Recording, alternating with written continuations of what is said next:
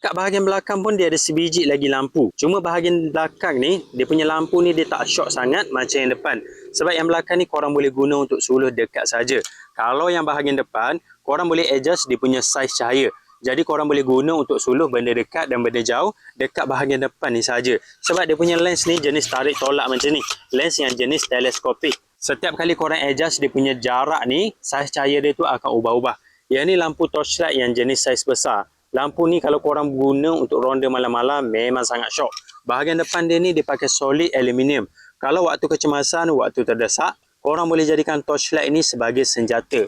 Yang ni memang berat. Jenis rechargeable, bila bateri habis, korang tinggal cucuk je charger dekat bahagian sini. Mudah untuk charge dan bateri dia ni saiz besar. Dia siap bagi dengan tali macam ni, korang boleh gantung dekat bahu. Lampu ni dia ada banyak mood cahaya tau. Kalau korang tekan sekali, dia akan nyala terang macam ni. Tekan lagi sekali, dia akan lebih malap sikit. Tekan lagi sekali lagi malap. Dan mood keempat yang ni dia akan klik-klik macam ni.